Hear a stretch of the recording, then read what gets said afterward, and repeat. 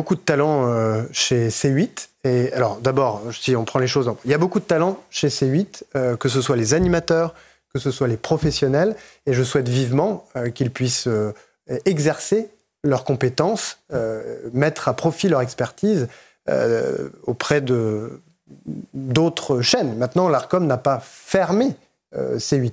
L'Arcom a décidé de retirer l'accès à la fréquence de C8, c'est-à-dire l'accès au domaine public hertzien de l'État, mais en aucun cas de fermer C8, c'est-à-dire d'empêcher notamment les journalistes, les animateurs, les professionnels de C8 de travailler. Maintenant, je souhaite effectivement que tous ces talents ils puissent s'exercer pleinement au sein des médias du groupe auquel appartient C8 ou d'autres. Vous disiez la liberté d'expression, par exemple, elle doit avoir des bornes. Est-ce que, par exemple, le fait de retirer C8 de la TNT, donc d'un point de vue général, on pourrait dire fermer une forme de volonté de censure à travers ça, est-ce que pour vous, c'est une forme de liberté d'expression? Donc je le redis, il faut, je crois, être assez précis. Ce que l'Arcom a fait n'est pas de fermer C8, elle n'a pas dit... C'est pas de la censure pour vous? Mais c'est une conséquence. Non, juste, il faut dire les choses précisément. L'Arcom n'a pas dit C8 doit fermer, C8 doit cesser d'émettre. Je fais la différence, par exemple, avec des mesures qui ont été prises au niveau européen sur Sputnik, sur RT, où là, des décisions ont été prises d'interdiction d'émettre. C'est pas du tout ce qu'a dit l'Arcom. L'Arcom a dit, il y a un domaine public hertzien qui est gratuit, que la loi prévoit de mettre à disposition d'éditeurs, en contrepartie du respect d'un cahier des charges.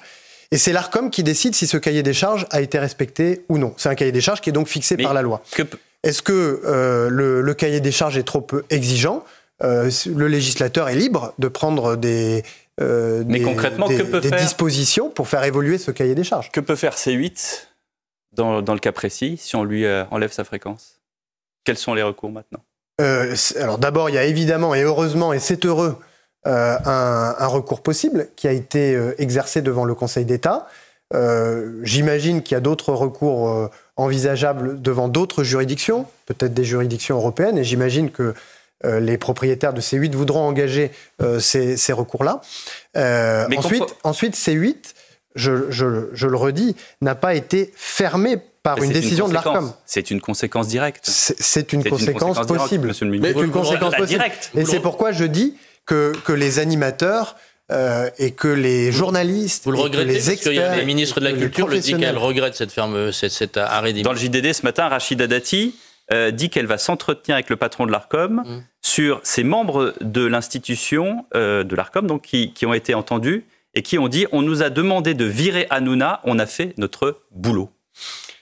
Vous savez, si nous avons toutes ces règles et ces cahiers des charges qui permettent de garantir le pluralisme, notamment dans l'utilisation gratuite qui est faite des ondes, de l'espace public hertzien, c'est pour que toutes les opinions, toutes les expressions puissent avoir lieu dans notre pays. Vous savez, dans notre pays, il y a aujourd'hui un parti, le Rassemblement national, qui a un groupe de députés qui est beaucoup plus important que ce qu'il a été par le passé, et qui n'a sans doute pu, je dirais, grandir politiquement que parce que nous garantissons en France le pluralisme. Je vois beaucoup d'autres pays, y compris en Europe, où le pluralisme est empêché parce que le politique reprend la main sur la gestion des médias. Et donc là, les oppositions n'ont aucun espace. Je vous invite à regarder ce qui se passe dans beaucoup de pays du monde et même dans des pays européens. Précisément quel pays européen? Je vous laisse regarder. Vous voyez ce qui a pu se passer dans certains pays, et parfois on est revenu en arrière, mais où les oppositions se retrouvent parfois...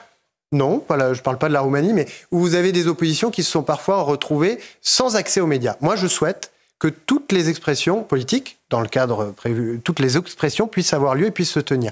Et c'est la mission qu'on a confiée à l'Arcom. Donc, je ne comptez pas sur moi, si vous voulez, pour dénoncer le système qui veut qu'il y ait un cahier des charges, que l'Arcom le fasse respecter, et que lorsqu'elle prend des décisions, ces décisions puissent être contestées devant le Conseil d'État. C'est ce qui s'est passé. Mais est-ce que vous êtes indigné, Jean-Noël Barrot, lorsque des membres de l'Arcom disent « on nous a demandé de virer Hanouna, on a fait notre boulot ». Est-ce que vous êtes indigné? Je ne veux pas commenter des propos qui sont rapportés, vous voyez. Et je ne veux pas non plus... Mais vous rendez bien compte que le JDD ne va pas rapporter, sans vérifier, des propos qui sont véridiques. Si ces propos sont vérifiés, ils ne sont pas acceptables. Mais je ne veux pas venir sur votre plateau, sur des sujets aussi importants que la liberté d'expression, commenter des commentaires.